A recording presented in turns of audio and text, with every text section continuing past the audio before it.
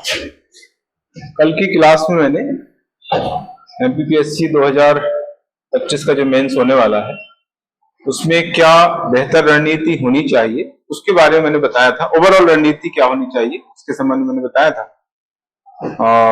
वैसे ऑनलाइन भी उसको अपलोड किया गया है। अगर किसी स्टूडेंट ने कल क्लास अटेंड नहीं कर पाई है तो वो ऑनलाइन भी देख सकता है। यूट्यूब पर डला हुआ है, वैसे कल ही डाल दिया था हमने, तो उसको जरूर देख लें आप लोग।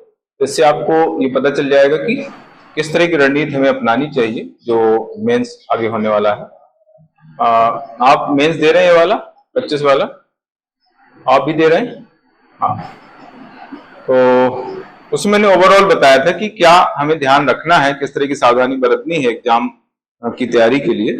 और मैंने ये बताया था कि 3 खास चीजें जरूरी होती हैं मेंस, एमपीपीएससी मेंस को क्वालिफाई करना अगर आप चाहते हैं तो 3 चीजों का खास ध्यान रखना जरूरी होता है। कल मैंने बताया था और आज मैं वही रिपीट कर रहा हूं। सबसे पहले होता है कंटेंट। आपके पास बेहतर कंटेंट होना जरूरी है, क्योंकि बिना उसके आप आगे नहीं बढ़ सकते, है ना। कोई चीज जैसे हम युद्ध लड़ने जा रहे हैं, हमारे पास हथियार ही नहीं, है ना, क्योंकि बिना हथियार के आप युद्ध कैसे लड़ोगे, है ना। अस्त्र शस्त्र होना जरूरी है। तो वो हमारे कंटेंट हैं, हमारे जो हथियार हैं वो कंटेंट है, क्योंकि ये भी एक युद्ध की तरह है। एमपीपीएससी मेंस क्वालिफाई करना, फाइनल सिलेक्शन लेना एक तरीके से युद्ध है ना। तो जिस तरह से युद्ध को जीतने के लिए हमें जो है अच्छे हथियारों की जरूरत पड़ती है ना, उसी तरीके से एग्जाम अगर हमें क्वालिफाई करना है, खासतौर से मेंस, तो हमारे पास एक बेहतर कंटेंट होना चाहिए। बेहतर कंटेंट मतलब एग्जाम ओरिएंटेड कंटेंट होना चाहिए, परीक्षा उपयोगी, है ना, मतलब जिसमें हमें मार्क्स मिल पाए, इस तरह का कंटेंट हमारे पास होना बहुत जरूरी है। अब वो कंटेंट कैसे होगा, कहां से आप लाएंगे, ये आपको जो है सर्च करना पड़ेगा। इसके बारे में आपको जानकारी करनी पड़ेगी मार्केट में, जो आपके सीनियर्स हैं, जो सिलेक्ट हो चुके हैं, है ना, वो आपको जो है सही गाइड करेंगे।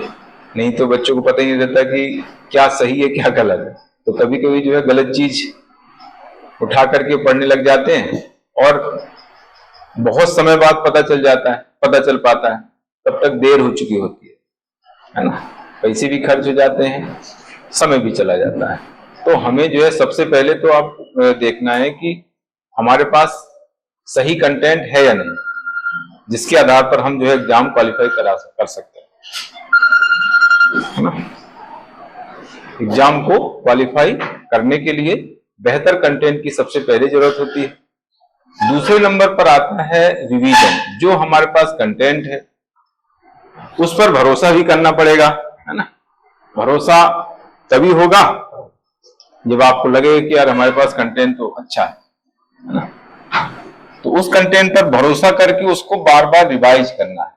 भटकाव नहीं होना चाहिए ना। भटकाव कब होता है, जब आपको अपने आप पर और अपने कंटेंट पर भरोसा नहीं होता है, तब भटकाव होता है ना। तो आप अच्छा कंटेंट लो और उस पर भरोसा रखो, खुद पर भरोसा रखो और उसको रिवाइज करो। भटकाव नहीं होना चाहिए। बच्चे क्या करते हैं कि बहुत सारे कंटेंट इकट्ठा कर लेते हैं लेकिन पढ़ नहीं पाते हैं। तो एक कंटेंट पकड़ो और उसको प्रॉपर तरीके से पढ़ो, बार बार रिवीजन करो। उसमें बस क्या करना है कि अपडेट करते रहना है ना। उन चीजों में जो भी आपके पास कंटेंट है उसको थोड़ा सा करंट से अपडेट करो। जैसे मैंने कल बताया था आप लोगों को कि आपको न्यूज़पेपर बहुत अच्छे तरीके से पढ़ना है। न्यूज़पेपर पढ़ने की आदत होनी चाहिए।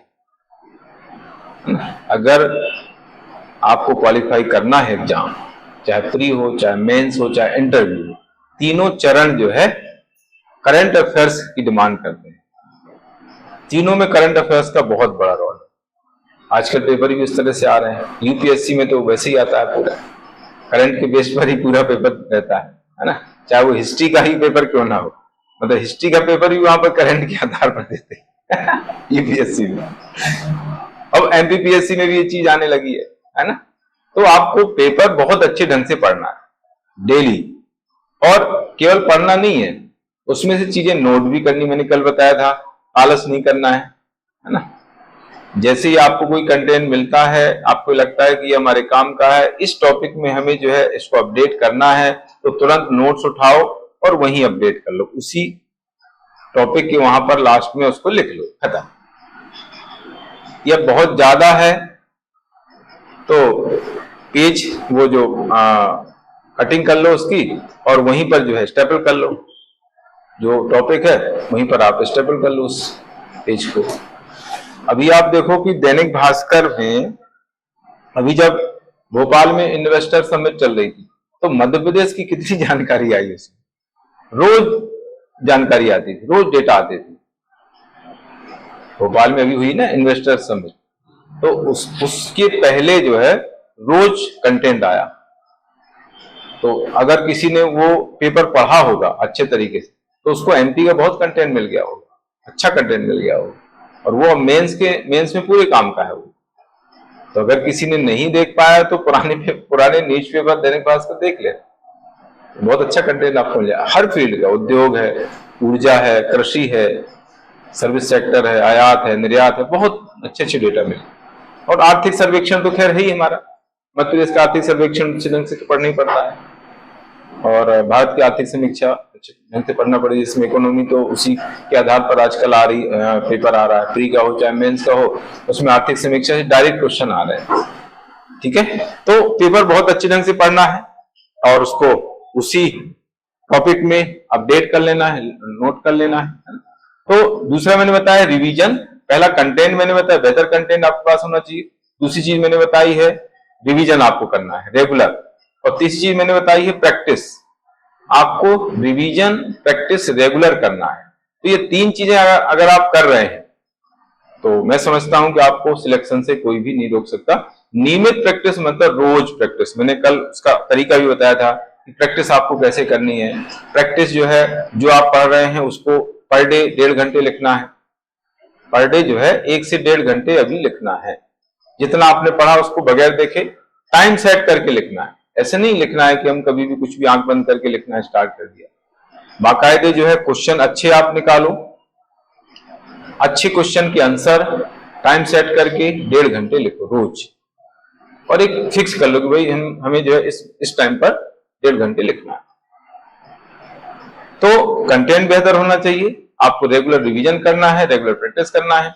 इतना अगर आप कर पा रहे हैं तो मुझे नहीं लगता कि आपको सिलेक्शन से कोई रोक पाए। मैंने कल भी बताया था कि आप अपने आप से पूछो, या जो सिलेक्ट नहीं हो रहे वो अपने आप से पूछे, क्या हम रोज प्रैक्टिस करते हैं?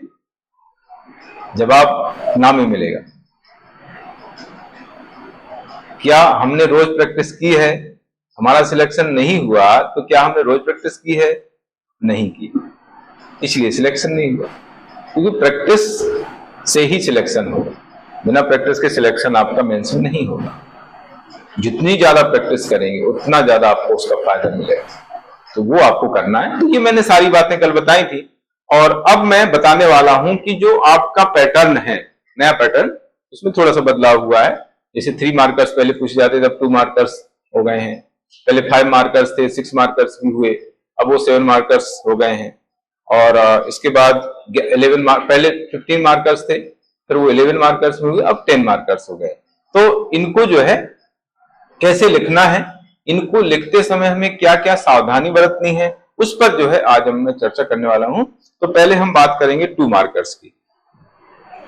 देखो 2 मार्कर्स जो हैं, यहां पर क्या किया उन्होंने, मार्क्स कम कर दिया है, स्पेस बढ़ा दिया है। तो ये क्या है, बहुत घातक हो गया है। बच्चों को क्या लगता है, जैसे कल ही वो पूछ रहे थे कि सर वो 4 लाइन दे दी हैं, तो 4 लाइन हम नहीं भरेंगे तो नंबर कट जाएंगे क्या? जैसे पिछली बार क्या है, आधा पेज देना था तो उसने पूरा पेज दे दिया, बच्चे ने पूरा पेज भर भर के लिखा, उधर क्वेश्चन छूट गए। मतलब पहला जो पेपर आया था उसमें गुगली हो गई बच्चों के साथ कि उनकी प्रैक्टिस थी आधे पेज की, उसने दे दिया पूरा पेज। 2022 की बात है सर ना, हाँ 22 में हुआ था। तो उस चक्कर में क्या उन्होंने पूरा भर दिए, पेज भर दिए, उस चक्कर में उनके बाद में क्वेश्चन छूट गए उसी। हालांकि सेकंड पेपर से तो संभल गई बात, लेकिन फर्स्ट पेपर में प्रॉब्लम हो गई। तो फर्स्ट पेपर बिगड़ा तो आगे की चीजें जो है बिगड़ जाती हैं। तो फर्स्ट पेपर को संभालना है आप लोगों, क्योंकि स्टार्टिंग अगर गड़बड़ हो गई तो फिर आगे गड़बड़ होती चली जाती है। ठीक है, तो 4 लाइन उसमें दी जरूर है, लेकिन 4 लाइन आपको पूरी भरना है ऐसा जरूरी नहीं। आपको गैर जरूरी चीज नहीं लिखना है, जरूरी चीज ही लिखना है। बच्चों को ये रहे कि सर बाकी लोगों ने सबने 4-4 लाइन फुल लिखी, हमने नहीं लिखी है, तो क्या होगा, हमें नंबर कम मिलेंगे क्या? ऐसा नहीं है, क्योंकि चेक करने वाला भी समझता है कि भाई जरूरी क्या है, गैर जरूरी क्या है। क्योंकि आप 4-4 लाइन फुल लिख रहे हैं, लेकिन आपके पास समय तो वही है। पहले 3 लाइन लिखने में 3 नंबर मिल जाते थे, तो अब 2 लाइन का 2 नंबर का ही क्वेश्चन है ना। तो आप 2 लाइन भी लिखेंगे तो भी आपको 2 नंबर मिलेंगे, अगर वो जो पूछा गया वो आपको लिख रहे हैं एग्जैक्ट। ठीक है, तो आप ये दिमाग से निकाल लें कि हमें चारों लाइन भरनी है, ऐसा कोई जरूरी नहीं। 4 लाइन इसलिए दी गई हैं, किसी किसी के क्या है शब्द बड़े होते हैं, ये कंप्लेन हुई है। ये जो 4 लाइन देने के पीछे वजह मैं बता रहा हूं कि वहां पर कंप्लेन की गई थी कि सर हमारे तो शब्द बहुत बड़े बड़े हैं, आपने 2 लाइन दिए 3 लाइन दिए तो हमारे तो शब्द आ ही नहीं पाते हैं। तो वो उनके लिए जो ज्यादा बड़े बड़े अक्षर लिखते हैं सबके लिए नहीं, है ना। तो आपको डरने की जरूरत नहीं है कि 4 लाइन दी है मतलब 4 लाइन ही भरना है, नहीं तो फिर मार्क्स कट जाएंगे, ऐसा नहीं, है ना। कुछ कुछ क्वेश्चन ऐसे रहते हैं जिनमें ज्यादा हमें लिखना पड़ता है, तो उसके लिए 4 लाइन ठीक है। अब ऐसा तो कह नहीं सकते कि किसी के लिए उन्होंने 2 लाइन, किसी के लिए 2 लाइन दे, किसी के लिए 3 दे, किसी के लिए 4, ऐसा तो कर नहीं सकते।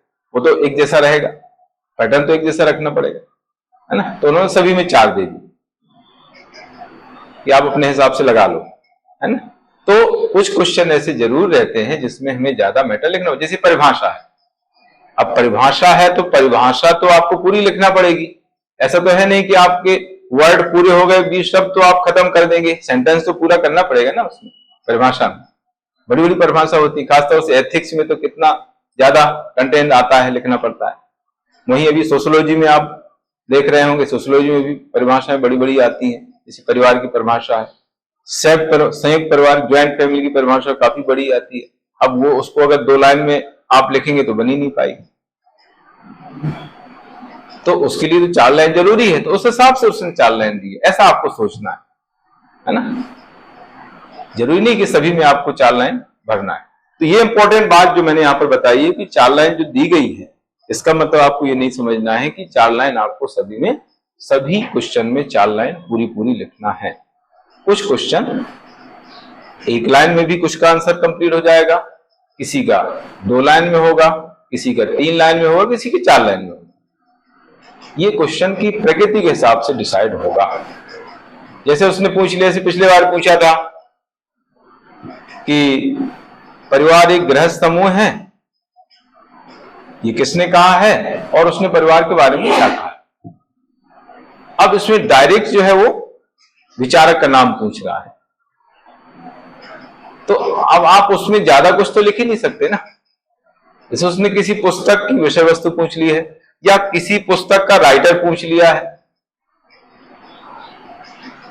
तो अब पुस्तक का राइटर लिखेंगे और उसका ईयर लिख सकते हैं ज्यादा, इससे ज्यादा आप क्या लिखोगे उसमें, है ना। तो क्वेश्चन की प्रकृति के हिसाब से आपको जो है उसको कंप्लीट करना है। इसके बाद मैंने जो पुराना अभी जो कॉपी आई थी 2024 की, आप लोगों ने किसने दिया था अभी 24 का मेंस?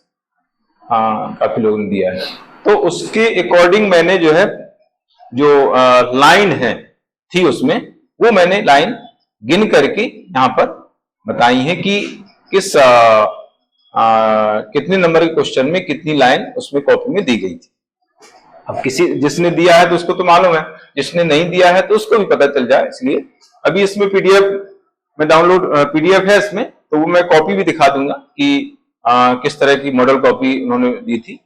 देखिए 2 मार्कर्स के लिए जो लाइन दी गई थी वो 4 लाइन दी गई थी और वर्ड लिमिट 20 वर्ड्स है। आपके पैटर्न उसमें दिया हुआ है सिलेबस में, 20 शब्द में इसको लिखना है, लेकिन दी 4 लाइन। अब आप सोचो 20 शब्द दिया है लेकिन दे 4 लाइन रहे हैं, 7 मार्कर्स के जो क्वेश्चंस थे उसमें जो है उसमें 11 लाइन दी गई थी और आधा पेज, और वर्ड लिमिट इसमें दी गई है 60 वर्ड्स।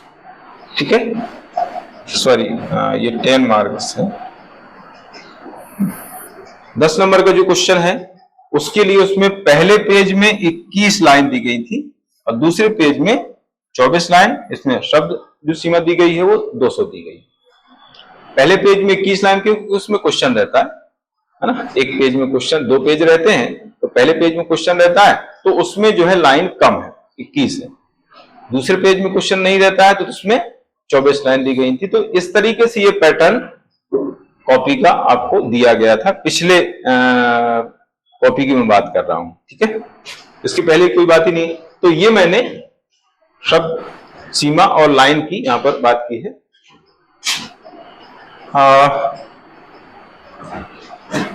जो 2 मार्कर्स होते हैं, ये 3 मार्कर्स लिखा हुआ, 2 मार्कर्स का जो है सिलेक्शन में बहुत बड़ा रोल होता है। अभी हम बात कर रहे थे, एक्चुअली मैं कॉलेज जाता हूं तो हमारे डिपार्टमेंट के जो हेड हैं वो उधर एमपीपीएससी में ज्यादातर उनका काम रहता है, तो वो बता रहे थे एक्चुअली क्या ऑन स्क्रीन चेकिंग होती है आजकल।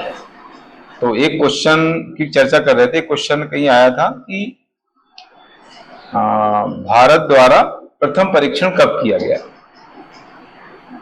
तो उसने क्या किया था 1974 में किया गया 18 मई, और उसमें उसने लिख दिया 1947। तो वो अच्छे से दिख नहीं रहा था, तो बोले कि यार क्या कर रहे हो आप, ये गलत कैसे कर रहे हो, सही तो लिखा है। तो उसने थोड़ा सा वो जूम करके देखा तो समझ में आया कि 47 लिखा हुआ है ना, 74 का उसने लिख दिया 47 लिख दिया। तो इस तरह की गलतियां बच्चे करते हैं, और ऑन स्क्रीन चेकिंग में बहुत ध्यान से उनको चेक करना होता है, बताते हैं। पहले तो क्या होता था कि कॉपी सीधे आसानी से चेक हो जाती, अब ऑन स्क्रीन चेकिंग में क्या होता है कि बहुत बारीकी से चेक होती है और ध्यान देना पड़ता है, और राइटिंग बहुत अच्छी होनी चाहिए इसमें। ज्यादातर अभी जब से ये ऑन स्क्रीन चेकिंग हुई है तब से क्या प्रॉब्लम आ रही है कि जिनकी राइटिंग अच्छी नहीं है उनको मार्किंग कम हो रही है, क्योंकि उसमें प्रॉपर दिखता नहीं है। ये ऐसा कहना जो चेक कर रहे हैं उनकी बात बता रहा हूं, क्योंकि हमारा संपर्क लगातार ही आर्ट एंड कॉमर्स कॉलेज में कुछ टीचर हैं जो कॉपी चेक करने जाते हैं। जीडीसी में मैं पढ़ाता ही हूँ कॉलेज में, तो वहां हमारे जो डिपार्टमेंट के हेड हैं वो तो रेगुलर ही काम करते हैं वहां पर। अभी रिजल्ट जो आया आप लोगों का प्री का उन्होंने बनाया, तो उन्होंने पहले बता दिया था कि रिजल्ट मैं बनाने जा रहा हूँ और आने वाला है रिजल्ट, पहले उन्होंने बता दिया कि रिजल्ट ही चल रहा है। रात मतलब 12-1 बजे तक उन्होंने काम किया था उस दिन। हम लोग डिपार्टमेंट में कुछ काम कर रहे थे, बोले मुझे भी आयोग जाना है और वहां पर पता नहीं कितना टाइम लगेगा। तो मैंने पूछा सर कितना, बोले 1 बजे तक हमने काम किया, फिर दूसरे दिन रिजल्ट आ गया। ये है ना, तो कहने का मतलब यहाँ पर है कि जो 2 मार्कर्स हैं वो उनकी भूमिका बहुत ज्यादा निर्णायक है, और उसमें आपने डायरेक्ट फैक्ट जो पूछा है उसको लिख दिया तो आपको 2 में 2 मिल जाते हैं। लेकिन 7 मार्कर्स और 10 मार्कर्स जो होते हैं उसमें पूरी की पूरी मिलना बहुत मुश्किल है, मतलब मिलते ही नहीं है। मैथ्स को छोड़ दो आप, मैथ्स और साइंस में मिल सकते हैं। मैथ्स में भी आपको स्टेप बाय स्टेप लिखना पड़ेगा, आपने जो स्टेप कोई छोड़ दिए तो आपको मार्क्स काट देंगे, है ना। मतलब जितने स्टेप मैथ्स में आने चाहिए उतने स्टेप अगर आपने लिखे हैं और आपका आंसर सही है तो आपको पूरे पूरे मिलेंगे, नहीं तो नंबर उसमें कट जाते हैं। आपने आंसर सही निकाल दिया लेकिन बीच में स्टेप आपने खा गए तो आपको पूरे मार्क्स नहीं मिले। अगर आपके ऊपर से नीचे तक सही है, केवल लास्ट में आपने आंसर गलत कर दिया तो भी आपको मिल जाएंगे नंबर। ये होता है मैथ्स में, ऐसा होता है ना। तो 2 मार्कर्स जो है बहुत निर्णायक होते हैं। आपने अगर प्रॉपर तरीके से फैक्ट लिखा है जो पूछा गया है तो आपको 2 में 2 निश्चित रूप से मिल जाते हैं, गारंटी से मिल जाते हैं। लेकिन ये भी वो बता रहे थे कि 15 क्वेश्चन बहुत कम लोगों के सही होते हैं। मतलब बोले हम लोग जब साथ में चेक करते हैं तो 15 सब लोग बोलते हैं, अब देखो मेरे उसमें 15 सही हो गए, तो खुश हो जाते हैं कि अरे यार आपके 15। फिर देखने आते हैं, आप चलो दिखाओ, वो देखने आते हैं भाई दिखाओ कैसे 15 सही है, तो बारीक चेक कर। फिर एक्चुअली 3 लोग चेक करते हैं, मतलब 3 लेयर होती है ऐसे कहना चाहिए। एक चेक करेगा, फिर उसको इसके ऊपर जो है वैल्यूअर वो देखेगा, फिर हेड वैल्यूअर देखता है। तो बोलते हैं कि हेड वैल्यूअर फिर वो बहुत ज्यादा खोदाखादी करने लगता है, कह रहे आपने 15 में 15 कैसे सही कर दी, कुछ गड़बड़ है, तो एक आध नंबर वो काट देता है, लास्ट में जाके 1-2 नंबर कट जाते हैं, है ना। जैसे कोई विचारक का नाम लिखा, पूरा नहीं लिखा तो बोले काट दिया। जैसे न्यूटन लिखा, सर आइजैक न्यूटन नहीं लिखा, काट दिया। इस तरह की भी कभी कभी जो है जो बैठ जाते हैं ना कुछ हेड वैल्यूअर, तो वो भी ऐसे काट देते हैं। हालांकि चीज गलत है लेकिन कटते हैं नंबर। तो पूरे में पूरे मतलब मिलना बहुत मुश्किल है, क्योंकि 3 लेयर इसमें होती हैं, 3 लोग चेक करते हैं, एक ही कॉपी को 3 चेक करते हैं, इस तरह की होती है चेक। ठीक है। हाँ, तो अगर आपको 15 क्वेश्चन पूरे सही हो गए तो मान के चलो मतलब आपने बहुत बड़ी जंग जीती। 30 नंबर बहुत मायने रखते हैं, तो आप जो है अन्य लोगों से बहुत ज्यादा लीड ले लेंगे। ठीक है। तो इस तरह से प्रयास करना है कि आपके 2 मार्कर्स ज्यादा से ज्यादा सही जाएं, है ना, क्योंकि वहां पर जो है आप लीड ले सकते हैं। 7 मार्क्स और 10 मार्क्स में जो है नंबर काफी काट लेते हैं। इसे 7 मार्क्स में 5 नंबर मिल जाए बहुत बड़ी बात है। 5-6 मतलब बहुत रेयर मिलते हैं। 3-4 ज्यादातर देते हैं जो भी चेकिंग हो रही है। 10 मार्क्स में जो है 8 नंबर बहुत रेयर मिलते हैं। बहुत अच्छा लिखा है, मैथ्स छोड़ दे आप, तो 8 नंबर मिलते हैं, नहीं तो 6 एवरेज है ना। इसमें 3-4 एवरेज है 7 मार्क्स में, और 5-6 एवरेज 10 मार्क्स में। ये 7-8 जो है बहुत अच्छे जो लिखने वाले होते हैं उनको मिलते हैं। तो इस तरीके से ये है। इसके बाद मैंने इसमें क्रम बताया है कि आपको पहले किसको लिखना है, 2 मार्कर्स, 5 मार्क, 7 मार्कर्स और 10 मार्कर्स। तो 2 मार्कर्स को सबसे पहले लिखा जाता है, लिखना चाहिए, मतलब कोई रूल नहीं है हालांकि। 2 मार्कर्स, फिर 10 मार्कर्स, फिर 7 मार्कर्स, ये पैटर्न लिखने का होना चाहिए, ये सीक्वेंस होना चाहिए। लेकिन कई लोग क्या है, पहले 10 मार्क्स को उठा लेते हैं, 10 मार्क्स उठाते हैं पहले, फिर 2 मार्क्स लिखते हैं मार्कर्स, फिर 7 मार्कर्स लिखते हैं, ऐसा भी कुछ करते हैं। लेकिन मेरे हिसाब से सही यही रहेगा कि पहले आप जो है 2 नंबर के क्वेश्चन उठाएं, फिर 10 नंबर वाले, और फिर लास्ट में जो है 7 मार्क्स उठाएं। कहीं के कभी कभी क्या होता है कि 10 नंबर वाले कुछ क्वेश्चन हमें नहीं आ रहे होते, तो उनको छोड़ के 7 मार्क्स वाले कुछ क्वेश्चन कर लें जो आपको अच्छे ढंग से आ रहे हैं, और फिर 10 मार्क्स वाले, फिर सबसे लास्ट में आपको 7 मार्क्स के करना है। तो ये सीक्वेंस आपका होना चाहिए लिखने का, क्योंकि 7 मार्क्स में क्या होता है कि बहुत ज्यादा हमें कॉम्पैक्ट करके लिखना पड़ता है। मतलब वो 7 मार्क्स को लिखना बहुत चैलेंजिंग होता है, क्योंकि बहुत शॉर्ट में लिखना है। तो आधा पेज आपको दिया है, उसमें सब चीजें लिखना है, मतलब गागर में सागर आपको भरना है। 10 मार्क्स का लिखना ज्यादा इजी होता है बजाय 7 मार्क्स के। तो कुछ ऐसे क्वेश्चंस आपको मिलेंगे जो आपको बहुत कम आ रहे हैं 7 मार्क्स में, तो उनको सबसे लास्ट में ही आपको लिखना है। और लास्ट में क्या होता है, स्पीड हमारी बढ़ जाती है, सोचने की क्षमता भी बढ़ जाती है, तो ऐसे क्वेश्चंस को लिखना ज्यादा इजी है। मतलब आपके पास 2 मिनट का समय बचा है, तो 2 मिनट में आप जो है 2 7 मार्क्स के लिख सकते हैं। 1 मिनट में आप एक पेज, आधा पेज भर देंगे, इतनी स्पीड लास्ट में हो जाती है। तो ऐसे क्वेश्चंस को लास्ट में उठाओ जो आपको कम आ रहे हैं, ये आपको जो है मतलब उनको थोड़ा सा सोचना पड़ेगा, सोच करके आपको लिखना पड़ेगा। तो वो जो है आपको बाद में उठाना है, उनको बाद में लिखना है। इसके बाद मैंने इसमें बताया है कि 2 मार्क्स के ऐसे कुछ क्वेश्चन आपको जरूर मिलेंगे जो आपसे नहीं बन रहे होंगे, मतलब बिल्कुल नहीं आ रहे हैं, थोड़ा बहुत आ रहे हैं, अंदाज से आप लिख के आ सकते हैं। लेकिन अब अगर ऐसे क्वेश्चन है कि आपने पढ़े नहीं, आपने सुने नहीं, आपको कुछ भी पता नहीं, तो उनको छोड़ना ज्यादा बेहतर होगा, क्योंकि उनको अगर आप जबरदस्ती लिखते हैं तो कहीं ना कहीं आपको जो है आपका इंप्रेशन खराब हो जाएगा और समय भी आपका चला जाएगा। आपने लिखा है, आपका समय चला गया, और आपने गलत लिखा है तो उसका क्या इंप्रेशन होगा, वो सोचेगा कि यार इसने यहां पर गलत लिखा, चूंकि पहले ही ये क्वेश्चन आप लिख रहे हैं, पहले ही आते हैं ये पढ़ने में, तो वो सोचेगा कि यार यहां पर इसने गलत लिखा है तो आगे भी इसने कुछ ऐसी गलती की होगी, है ना। तो एक इंप्रेशन खराब हो जाता है। भले ही आपने सही लिखा हो सब, लेकिन एक जगह आपने कुछ गलत लिख दिया और उसके दिमाग में आ गया कि यार ये गलत लिख रहा है, तो फिर आगे की आपकी मेहनत बर्बाद चली जाएगी। इसलिए कभी भी जो है जानबूझ के गलत नहीं लिखें। अनजाने में तो गलत कभी हो जाता है, उसके लिए हम कुछ नहीं कर सकते, लेकिन जानबूझ कर कोई गलत फैक्ट, गलत जानकारी आपको नहीं देना है। यही इंटरव्यू में भी हम बोलते हैं और यही मेंस में भी बोलते हैं, गलत जानकारी आपको बिल्कुल भी नहीं देना है। और सरकार की आलोचना नहीं करना है ना, मतलब डायरेक्ट आलोचना नहीं, आलोचना ऐसी करें कि मतलब थोड़ा सा चल जाए। डायरेक्ट आलोचना करेंगे तो उसमें भी दिक्कत आएगी, क्योंकि ये सब जो लोग बैठे हैं वो समर्थक ही हैं सरकार के।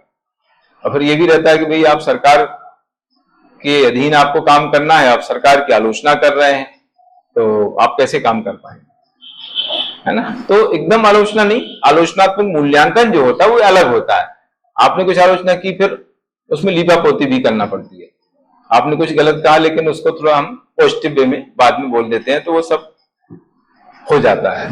लेकिन आप एकदम स्टार्टिंग से लेकर लास्ट तक आलोचना किए जा रहे हैं तो वो तो बहुत निगेटिव हो जाएगा आपके लिए, है ना। तो ये चीजों का ध्यान रखा जाता है ना। तो 2 मार्कर्स में अगर कोई क्वेश्चन ऐसा है जो आपको बिल्कुल नहीं आ रहा है, तो आपको उसको छोड़ना बेहतर रहेगा। जैसे उसने पूछा है अमरूद के बारे में, आप लिख रहे हैं आम के बारे में, है ना। भाई उसने पूछा कि अमरूद के लक्षण बताइए, आप आम के लक्षण बता रहे हैं, है ना। तो वो तो बिल्कुल अलग ही हो जाएगा ना लक्षण ही अलग हो गए, है ना। तो वो क्या सोचेगा, यार ये तो बत्ती दे रहा है ना, ये तो लड़का बत्तीबाज है, तो उसका इंप्रेशन फिर आगे भी बहुत खराब पड़े। तो इसलिए जो है ऐसा काम नहीं करना है। इसके अलावा 2 मार्कर्स में 3 फैक्ट्स तो आपको लिखना है, लेकिन सभी आंसर में 3 फैक्ट आना जरूरी नहीं। तो जबरदस्ती आपको 3 फैक्ट उसमें नहीं डालना। 3, जैसे लोग बोलते हैं ना, यार 3 फैक्ट तो आनी चाहिए ना। पहले 3 नंबर का था तो लोग सोचते 3 फैक्ट आनी चाहिए, अब 2 नंबर का हो गया तो भी लोग सोचते नहीं 3 फैक्ट तो डालना है। अब 3 फैक्ट कैसे आएंगे? जैसे आपने परिभाषा लिखी है, परिभाषा पूछी है, तो परिभाषा में 3 फैक्ट कैसे आएंगे?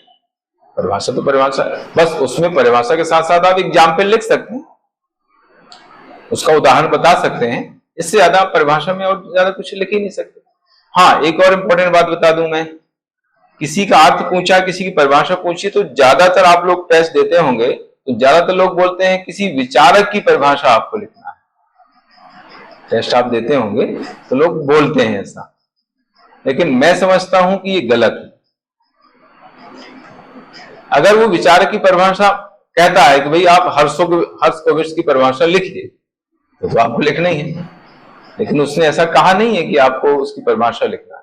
तो आपको क्या करना है, आपको जो है 3-4 विचारकों की परिभाषा लेकर के और उससे खास चीजें निकाल करके एक नई परिभाषा बना देना और उसको आप लिखो, तो कितना अच्छा इंप्रेशन पड़ेगा। क्यों पड़ेगा?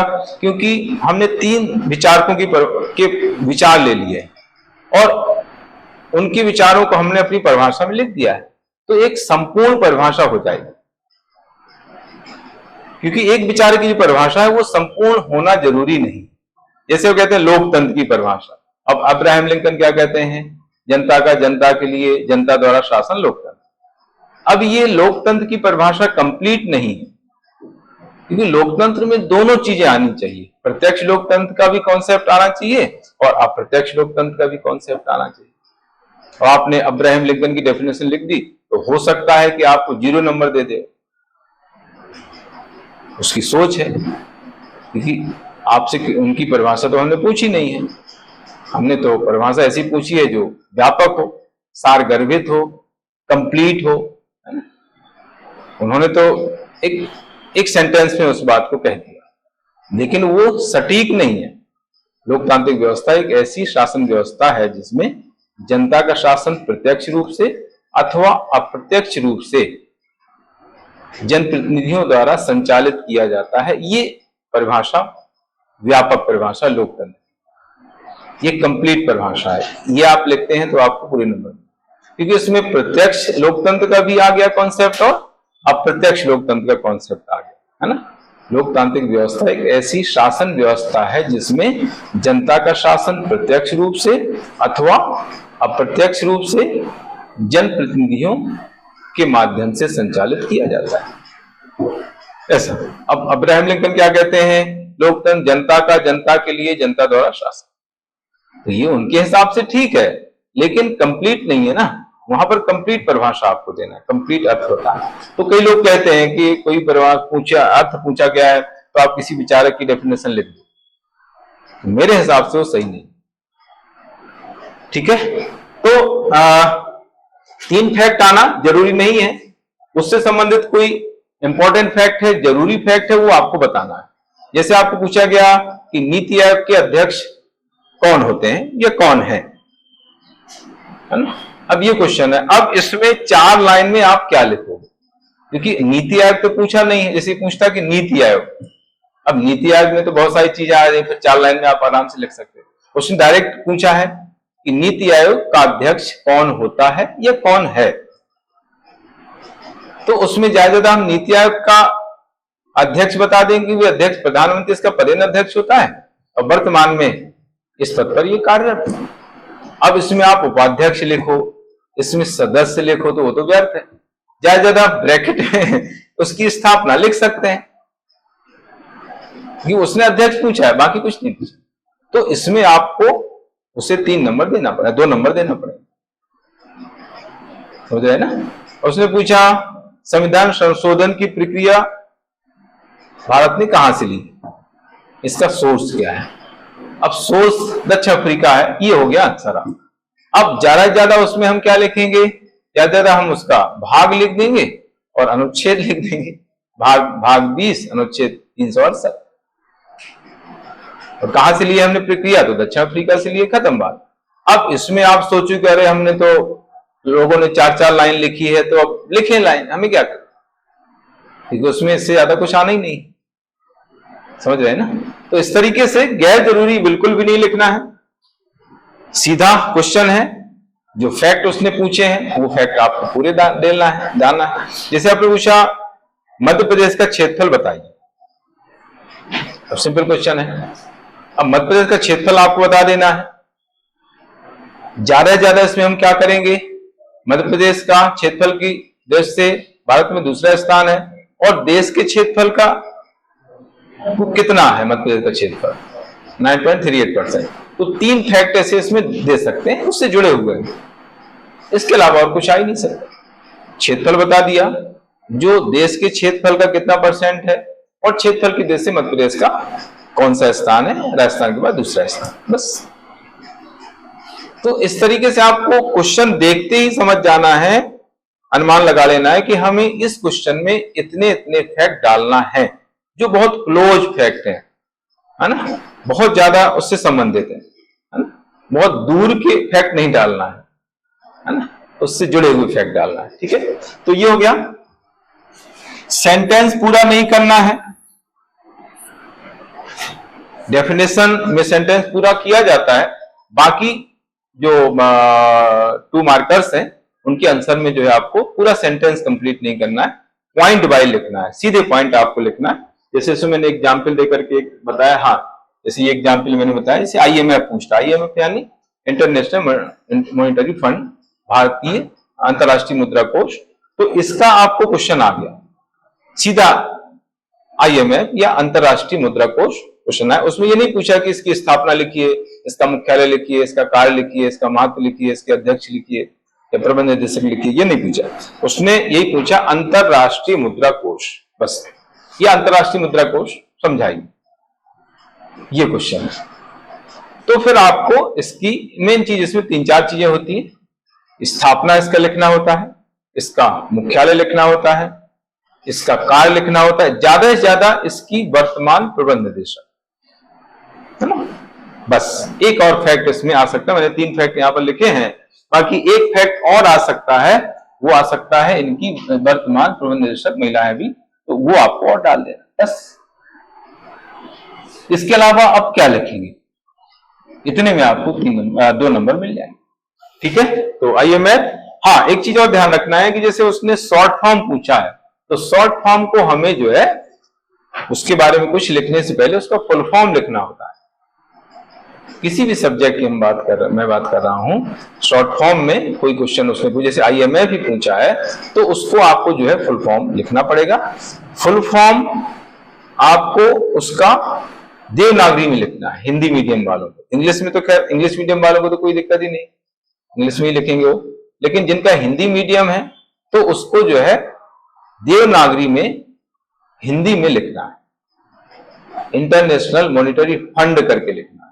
उसके ब्रैकेट में लिख देंगे अंतर्राष्ट्रीय मुद्रा कोष, ऐसा इंटरनेशनल मॉनिटरी फंड, ये देवनागरी में लिखना है। उसके आगे ब्रैकेट में उसका हिंदी लिख देंगे अंतर्राष्ट्रीय मुद्रा कोष। फिर उसकी स्थापना, उसका मुख्यालय, वर्तमान प्रबंध निदेशक और उसका कार्य। ठीक है, इतनी चीजें आपको जो है इसमें लिखना पड़ेगी। स्थापना वगैरह सब पता ही है आप लोगों को, उसको बताने की जरूरत है कि उदाहरण मैंने दिया हुआ है। ये जो सदस्य देश है उनके भुगतान संतुलन को अनुकूल बनाने के लिए ये जो है अल्पकालीन ऋण प्रदान करता है, शॉर्ट टर्म लोन इसके द्वारा प्रदान किया जाता है। World bank long term loan प्रदान करता है विकास कार्यों के लिए। ये सब आप लोगों को पता है, मैंने एग्जाम्पल दिया है। इसके बाद कई बच्चे क्या करते हैं कि जैसे उसका आंसर लिखते हैं 2 मार्कर्स में, तो बुलेट बना देते हैं या पॉइंट लिख देते हैं, है ना। ऐसे 3 पॉइंट लिखना है तो 1 लिख दिया, 2, 3 या ऐसे बुलेट बना देते हैं, ऐसे ऐसे। तो इसकी जरूरत नहीं है।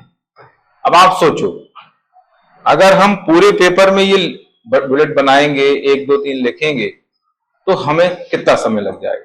अगर ये नहीं करें तो कितना समय बचे, है ना। मतलब वहां तो क्या है कि 1-1 मिनट का समय बहुत कीमती होता है। अगर आपको जो है पूरे पेपर में 15 क्वेश्चन आपको लिखना है, उसमें सब में बुलेट आप बना रहे हैं या पॉइंट लिख रहे हैं, तो उसमें अगर आपको 2 मिनट का टाइम लग रहा है तो वो 2 मिनट का समय आपका बचेगा। हमें समय कैसे बचाना है, इसके लिए जो है प्रयास करना है कि हमारा समय कैसे बचे। गैर जरूरी है, आप पॉइंट अगर नहीं लिखेंगे, बुलेट आप नहीं बनाएंगे तो क्या फर्क पड़ेगा, मैटर तो पढ़ेगा ही ना। ऐसा तो है नहीं कि बुलेट आपने नहीं बनाया या पॉइंट नहीं लिखा है तो उसको पढ़ेगा नहीं। तो आप अगर ये नहीं करेंगे तो आपका समय बचेगा। 1 मिनट, 2 मिनट, 3 मिनट का समय बच रहा है तो बहुत समय होता है। उस समय की कीमत वास्तव में जो है मेंस देते समय पता चलती है कि समय कितना कीमती है, हम कितना समय बर्बाद कर देते हैं। लेकिन वहां पर एंड में 1-1 मिनट ये लगता है कि यार 1 मिनट और मिल जाता तो हमारा एक क्वेश्चन पूरा हो जाता। मेंस जो देते हैं, हमने चूंकि मेंस लगातार दिए हैं, यूपीएससी, राजस्थान, यूपीपीसीएस, एमपीपीएससी, तो पता है कि क्या कीमत होती है उस समय, समय कितना इंपॉर्टेंस लगता है। काश 1 मिनट, 2 मिनट और मिल जाता, बाकी 1-2 मिनट यहां पर समझ नहीं आता है, मेंस देते समय समझ आता है। तो कैसे हमें समय बचाना है उसके तरीके हमें ढूंढना है। तो ये एक तरीका है कि आप उसमें पॉइंट, बुलेट कुछ मत लिखो, सीधे आप जो है 3 लाइन लिख दो, खत्म बात। ठीक है। आंसर में जो मेन पॉइंट होता है उसको अंडरलाइन कर देना है। ये तो अंडरलाइन कर सभी में करना है, चाहे वो 2 मार्क्स हो, चाहे वो 7 मार्क्स हो, चाहे वो 10 मार्क्स हो, सभी में आपको जो है मेन जो फैक्ट है उसको अंडरलाइन करना है। लेकिन अंडरलाइन आपको ज्यादा नहीं करना है, केवल ऐसे, बस आप ऐसे ऐसे बार बार करेंगे तो वो फिर पहचान चिन्ह के रूप में उसको स्वीकार कर लिया जाता है। ये भी ध्यान रखें, वो खतरा है।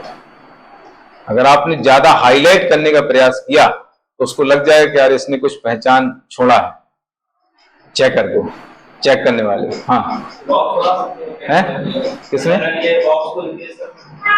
देखो बॉक्स बना सकते हैं लेकिन उसकी जरूरत नहीं है।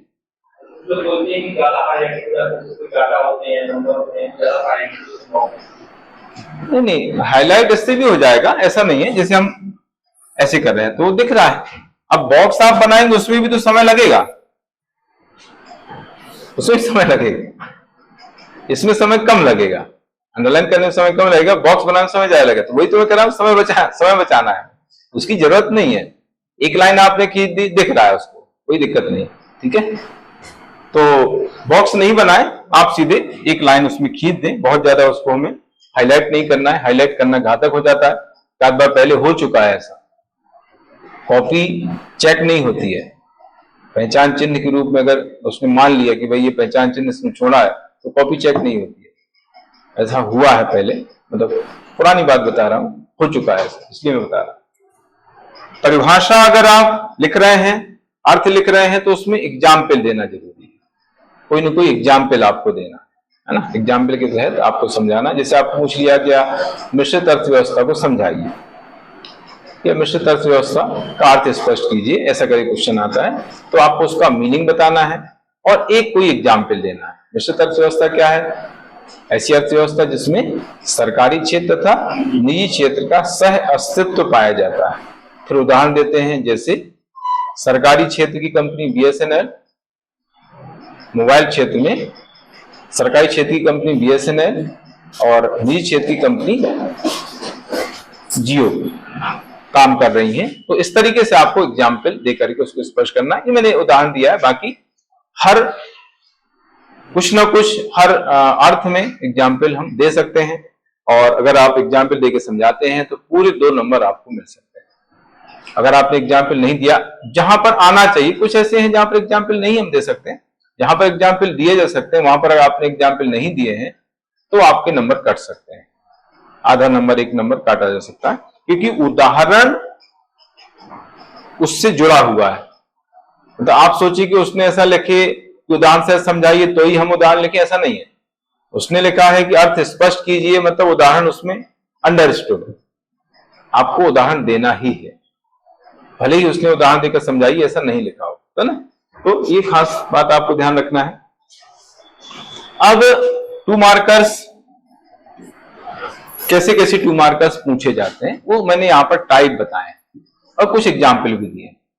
किस टाइप के 2 मार्कर्स आते हैं आपके एग्जाम में वो मैंने यहां पर उदाहरण के साथ बताए हैं। एक 2 मार्कर्स इसमें परिभाषा पूछी जाती है, अर्थ स्पष्ट कीजिए।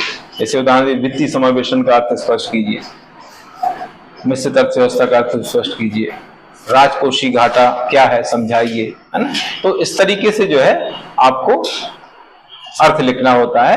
और जैसा मैंने बताया कि अर्थ में पूरा सेंटेंस आपको लिखना है, बाकी में पूरा सेंटेंस लिखने की जरूरत नहीं होती है, सीधे पॉइंट में जो है हम उसको बता सकते हैं 2 मार्कर्स, है ना। तो पहला प्रकार, ये मैंने सारे प्रकार अलग अलग लिख रखे हैं 2 मार्कर्स में, जिस टाइप के क्वेश्चन आ रहे हैं या आते हैं वो मैंने यहां पर बताए हैं। तो पहला टाइप है अर्थ या परिभाषा। मैंने आप लोगों को बताया है अभी कि परिभाषा या अर्थ पूछा गया है तो किसी विचारक की परिभाषा या अर्थ आपको नहीं लिखना है, खुद से जो है आपको अर्थ बनाना है और उसको लिखना है। 2-3 विचारकों की परिभाषाएं ले लो और उनसे उनके विचार लेकर के एक सटीक परिभाषा बना लो, अर्थ बना लो, उसको तैयार कर लो, उसकी प्रैक्टिस कर लो, वो ज्यादा इफेक्टिव होगी बजाय किसी विचारक की परिभाषा रट लेने के। ठीक है, मैं ज्यादातर यही करता हूं। आप लोगों ने बुक मेरी पढ़ी होंगी तो मैंने हर टॉपिक में लगभग 2-2 परिभाषा लिखी है, 2-2 अर्थ लिखे। दूसरे शब्दों में पहले एक अर्थ लिख दिया, फिर उसके नीचे आपको मिलेगा दूसरे शब्दों में करके। तो उससे क्या होता है कि एक विकल्प हो जाता है हमारे पास। मान लीजिए एक परिभाषा थोड़ा सा कठिन लग रही है तो दूसरी परिभाषा आप याद कर सकते हैं, उसको लिख सकते हैं, है ना। तो इस तरीके से जो है आपको खुद परिभाषा बनानी है, किसी विचार की परिभाषा आपको लिखना नहीं है, वो ज्यादा इफेक्टिव नहीं होगी। फुल फॉर्म पूछे जाते हैं, है ना, कभी कभी जो है किसी का फुल फॉर्म पूछ लेते हैं, या फुल फॉर्म नहीं पूछते हैं, उसने दिया जीडीपी, केवल जीडीपी दे दिया। अब मैंने अभी बताया कि जीडीपी दिया है तो आपको जीडीपी को लिखने से पहले उसका पहले फुल फॉर्म लिखना है, फिर जीडीपी को समझाना है। आप डायरेक्ट जीडीपी यानी सकल घरेलू उत्पाद को डिफाइन कर देंगे तो वो उतना इफेक्टिव नहीं रहेगा, उसमें मार्क्स काट सकता है। तो जीडीपी पहले, ग्रॉस डोमेस्टिक प्रोडक्ट, ये आपको जो है पहले लिखना है। जिसका इंग्लिश मीडियम है तो उसको इंग्लिश में तो लिखना ही उसको, बाकी जिसका हिंदी मीडियम है तो ग्रॉस डोमेस्टिक प्रोडक्ट आपको देवनागरी में लिखना है। और फिर ब्रैकेट में लिख देंगे सकल घरेलू उत्पाद। आगे बात समझ में, जीडीपी, ग्रॉस डोमेस्टिक प्रोडक्ट, फिर सकल घरेलू उत्पाद, फिर उसका आपको अर्थ बताना है कि जीडीपी होता क्या है, उसका मीनिंग आपको बताना है। फिर जीडीपी कितनी है, अगर वो डेटा आपको याद है तो वो लिख सकते हैं, नहीं तो जीडीपी में वृद्धि दर कितनी रही वो आप लिख सकते हैं। विकास दर जो होती है, हम जो विकास दर आकलन करते हैं वो जीडीपी में वृद्धि दर ही होती है। पिछले वर्ष के मुकाबले इस वर्ष जीडीपी में कितनी वृद्धि हुई, इसी को हम कहते हैं विकास दर, है ना। तो विकास दर कितनी रही वर्तमान में, उसमें दो तरीके से आकलित होती है, एक तो प्रचलित मूल्यों के आधार पर, एक स्थिर मूल्यों के आधार पर। तो जीडीपी, अब देखो जीडीपी में कितनी चीजें आ गई, केवल उसने पूछा जीडीपी, तो हम क्या लिखेंगे, ग्रॉस डोमेस्टिक प्रोडक्ट ब्रैकेट में सकल घरेलू उत्पाद, तो जीडीपी की परिभाषा आपने लिख दी है। फिर जीडीपी का फिगर क्या है, थोड़ा बड़ा रहता है, वो कभी आंकड़ा याद नहीं रख पाते हैं, अगर याद है तो उसको हम लिखें, नहीं तो विकास दर लिख दें। जीडीपी में वृद्धि दर 2023-24 या 24-25 जो आपके पास डेटा हो, उसमें दो डेटा आपको लिखना पड़ेंगे, प्रचलित मूल्यों के आधार पर और स्थिर मूल्यों के आधार पर। तो ये जीडीपी का ऐसा आंसर आपका तैयार होगा, ठीक है। जीडीपी क्या होती है, किसी देश की भौगोलिक सीमाओं के अंदर एक निश्चित अवधि में उत्पादित अंतिम वस्तुओं और सेवाओं के मौद्रिक मूल्य का योग जीडीपी कहलाता है। ये इसकी डेफिनेशन हो गई। फिर उसका आंकड़ा लिख देंगे, दो आंकड़े बस हो गए। हाँ तो 4 लाइन मिल रही है ना, हाँ इसमें चारों परिभाषा में तो 4 लाइन यूज होंगी। वो 4 लाइन मैंने अभी बताया, आप लोग बाद में आए, मैंने वही बताया। 4 लाइन देने के पीछे मकसद यही है कि भाई कुछ क्वेश्चन ऐसे रहते हैं जिसमें 4 लाइन पूरी यूज हो जाती है। ये कंप्लेन हुई है, मैंने अभी इनको बताया, ये कंप्लेन की गई है वहां पर। ये 4 लाइन देने के पीछे वजह क्या है वो मुझे पता है, क्योंकि अब लगातार हम संपर्क में, आयोग के जो लोग वहां पर काम करते हैं उनसे संपर्क में रहते हैं, तो ये कंप्लेन की गई कि सर हमारे तो वर्ड बड़े होते हैं, हम तो 2 लाइन 3 लाइन में लिख ही नहीं पाते हैं, शब्द हमारे बड़े हैं, या कुछ क्वेश्चन ऐसे आते हैं जिनमें ज्यादा मैटर चाहिए, तो इसलिए उन्होंने 4 दे दी कि आप अपने हिसाब से लगाओ। तो परिभाषा जो है उनमें तो 4 लाइन आई जाती है, 3 लाइन 4 लाइन में परिभाषा आई जाती है, तो इसलिए 4 लाइन है, तो वहां पर 4 लाइन यूज हो जाएंगी, ठीक है, सभी में नहीं यूज हो, ठीक है। तो दूसरा फुल फॉर्म हो गया। इसके बाद मुख्य उद्देश्य और के उद्देश्य, देखो इसको मैंने कई बार क्लासेस में बताया है। एक क्वेश्चन होता है, जैसे उसने पूछ लिया परिवार का मुख्य उद्देश्य बताइए, या न्यायिक पुनरावलोकन का मुख्य उद्देश्य बताइए। तो मुख्य उद्देश्य मतलब एक उद्देश्य, आपको एक ही लिखना है। मैं देखता हूं मुख्य उद्देश्य पूछा है बच्चे, 3 उद्देश्य लिख रहे हैं, बोले 3 फैक्ट लिखना है। अब मुख्य उद्देश्य का मतलब एक ही होता है ना, मुख्य तो एक ही होगा, तो एक ही आपको लिखना पड़ेगा उसमें। आपने अगर 3 लिखे तो हो सकता है वो काट ले, नंबर काट दे। भाई आप मुख्य बताओ ना, आप 3 क्यों बता रहे हो, 3 मुख्य कैसे होंगे, मुख्य तो एक ही होगा। तो न्यायिक समीक्षा या न्यायिक पुनरावलोकन का मुख्य उद्देश्य बताइए, ये एक क्वेश्चन। तो आपको 1 पॉइंट लिखना है, संविधान का संरक्षण एवं संविधान की सर्वोच्चता को बनाए रखना। हाँ, इसमें चीज आपको ध्यान रखना है कि मुख्य उद्देश्य हम लिख रहे हैं तो वो थोड़ा सा वजनी होना चाहिए, थोड़ा सा वजन हो, उसका वेट हो। तो उसमें हम क्या करते हैं कि 2-3 जो उद्देश्य उनको मर्ज करके, रिलेटेड होते हैं उनको जो है मर्ज करके वो लिख देते हैं। इसमें मैंने कई बार आप लोग जब आए थे उसमें क्लासेस में भी बताया इस तरह की चीजें, क्योंकि एक ही पॉइंट लिखना है तो उसमें थोड़ा सा वजन हो, इस टाइप से हमें उसको बना लेना है। तो 1-2 जो सेंटेंस पॉइंट हैं तो उन पॉइंट को, रिलेटेड पॉइंट है उनको मर्ज कर देते हैं और फिर एक मुख्य उद्देश्य बना लेते हैं। जैसे मैंने भी बताया, संविधान का संरक्षण करते हुए संविधान की सर्वोच्चता को बनाए रखना, ये दोनों अलग अलग पॉइंट हैं।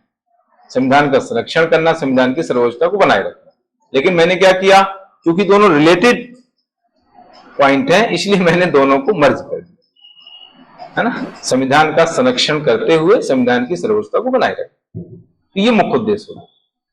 तो ये आंसर हो गया। अब पूछता है कि न्यायिक समीक्षा के उद्देश्य बताइए या परिवार के उद्देश्य बताइए, तो उसमें फिर 3-4 पॉइंट आपको लिखना है। का उद्देश्य और के उद्देश्य अंतर आई बात समझ में? का उद्देश्य मतलब एक, के उद्देश्य मतलब 3-4, जो भी आप लिखना चाहो। तो इसको ही बहुत ध्यान रखा जाता है। वो पूछ रहा है का उद्देश्य, आप के उद्देश्य लिख रहे हैं, 3-4-5 पॉइंट लिख दे रहे हैं, तो वो सोचेगा कि यार इसको तो क्वेश्चन की समझ ही नहीं है, क्वेश्चन ही समझ पा रहा है, तो फिर उसको नंबर कैसे, है ना? तो ये छोटी छोटी बातें ध्यान रखनी होती है। इसके बाद मुख्य भूमिका आती है ना? किसी चीज की उसने पूछ लिया मुख्य, जैसे समुदाय की मुख्य भूमिका बताइए, है ना? तो उसमें एक चीज आपको बतानी पड़ेगी। वही चीज है जैसे मैंने उद्देश्य के अंतर्गत बताया कि भाई दो पॉइंट हम मर्ज करके उसको बता देते हैं, ऐसी मुख्य भूमिका में भी जो है 2-3 चीजों को मिला करके और मुख्य भूमिका बना देते हैं, है ना? तो लिखना लेकिन एक ही चीज है, एक ही सेंटेंस में उसको हमें कंप्लीट करना पड़ेगा। मुख्य भूमिका, मुख्य उद्देश्य, है ना, मुख्य उपयोगिता जो भी है। फिर क्या आता है? लक्षण। किसी के लक्षण पूछ लिए गए, विशेषताएं पूछ ली गई, तो उसमें छोटे छोटे 3-4 पॉइंट आपको बनाने। देखो यहां पर 4 दी गए हैं, तो अब इसमें उसने किया नहीं, क्लियर नहीं किया कि कितने लिखना है। कभी कह लेते हैं भाई इसके 3 लक्षण लिखिए, कभी कोई ऐसा भी आ जाता है ना?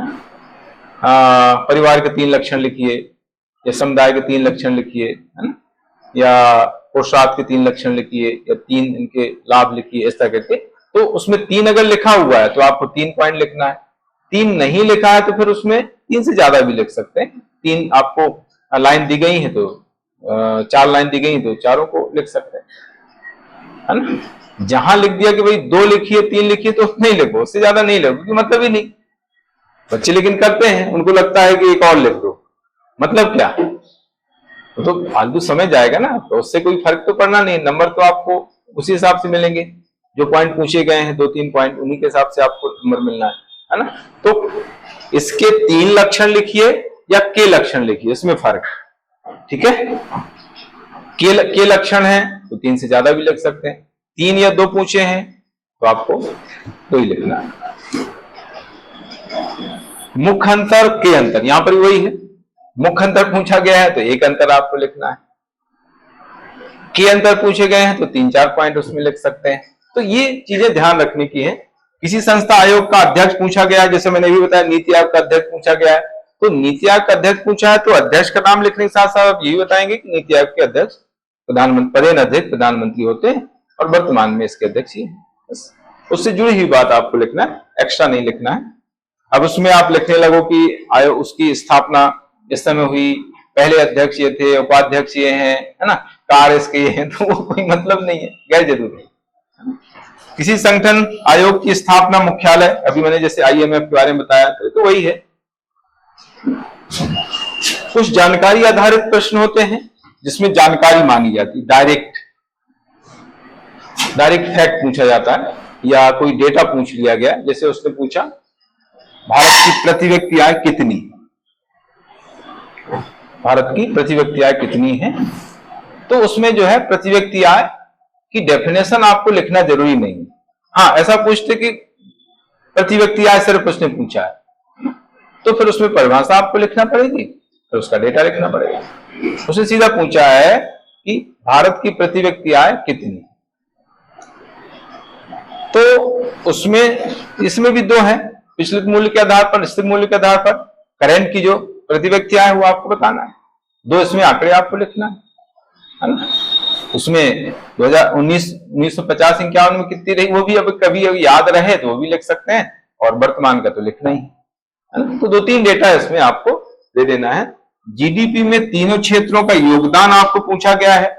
अब देखिए पहले क्या होता था कि पहले स्पेस कम रहता था तो उसमें कुछ ज्यादा एक्स्ट्रा एक्टिविटी हम नहीं कर पाते थे। अब आप क्या कर सकते हैं, जैसे GDP में तीनों क्षेत्र का योगदान, इसका पाई चार्ट भी वहां पर बना सकते हैं, पाई चार्ट बन सकता है ना? सॉरी, इसका पाई चार्ट आप इसमें बना सकते हैं क्योंकि स्पेस हमारे पास पर्याप्त है, ठीक है ना, स्पेस पर्याप्त है, तो इससे पाई चार्ट हम बना सकते हैं। साइड में पहले आप लिख दो कि कृषि क्षेत्र प्राथमिक क्षेत्र का योगदान, द्वितीय क्षेत्र का योगदान, तृतीय क्षेत्र का योगदान कितना है, और फिर जो है पाई चार्ट में उसको दर्शा दो। ये कर सकते हैं क्योंकि स्पेस है अपने पास, लेकिन सभी में नहीं करना है, कुछ कुछ में ऐसा कर सकते हैं जिससे मार्किंग अच्छी हो जाएगी। कुछ कथन आते हैं उनके लेखक पूछे, जैसे सोशियोलॉजी में लगातार क्वेश्चन आ रहे हैं, पुराना जो सिलेबस था उसमें भी क्वेश्चन सोशियोलॉजी से पूछे गए हैं, नए सिलेबस के अकॉर्डिंग भी जो इस तरह क्वेश्चन आए हैं, है ना, तो ये भी डायरेक्ट क्वेश्चन होते हैं। उसमें आपको जो है कोई विचारक का नाम पूछ लिया गया तो उस विचारक का नाम लिख देंगे और उसके बारे में उनकी पुस्तक भी लिख सकते हैं ज्यादा अगर आपको याद हो, है ना। हालांकि हर विचारक की पुस्तक याद रखना बहुत मुश्किल होता है, बहुत फेमस विचारक है तो उसकी पुस्तक आपको अगर याद है, उसका ईयर याद है तो लिख सकते हैं, बाकी और ज्यादा उसमें लिखने की जरूरत नहीं, ठीक है ना। परिभाषा डायरेक्ट पूछ लेते हैं, जैसे पिछले बार हर्ष कोविश की परिभाषा लिखी है, ऐसा करके आया है। अब हर्ष कोविश की परिभाषा आप जो है वो लिखेंगे, अब उसमें और क्या लिखेंगे ना, उसके अलावा और कोई लिख नहीं सकते, उसका मीनिंग लिख सकते हैं ज्यादा, और क्या लिखेंगे, ठीक है। प्रकार पूछ लेते हैं, जैसे पिछले बार विवाह के प्रकार पूछ ले गए हैं, मध्य प्रदेश की जनजातियां हैं उनके विवाह के प्रकार लिखिए, है ना। तो प्रकार में जो है बहुत ज्यादा डिटेल नहीं करना है, उसमें हल्का हल्का एक एक लाइन में उनको समझा सकते हैं ज्यादा बस। इसके बाद उसमें अनुच्छेद, डायरेक्ट अनुच्छेद पूछ लेते हैं, जैसे अनुच्छेद 17 पूछा भी गया है, में भी आया, मेंस में भी आया है। तो अनुच्छेद 17 में जो चीजें कही गई हैं आपको बता देना है, बाकी और ज्यादा इसमें डिटेल नहीं हो सकता है। पुस्तक का नाम पूछ लेते हैं, उसका ईयर पूछ लेते हैं, कब प्रकाशन उसका हुआ। जैसे उसने पूछ लिया महात्मा गांधी की आत्मकथा लिखिए, तो महात्मा गांधी की आत्मकथा आपने लिख दी, उन्होंने उसको कब लिखा और किस भाषा में लिखा, उसकी थोड़ा सा विषय वस्तु बता सकते हैं, बस इतना बता सकते हैं, 2-3 फैक्ट। किसी भी पुस्तक की विषय वस्तु पूछ सकता है, जैसे कौटिल्य का अर्थशास्त्र है, उसकी विषय वस्तु आपको पूछ सकता है, तो उसकी विषय वस्तु लिख सकते हैं।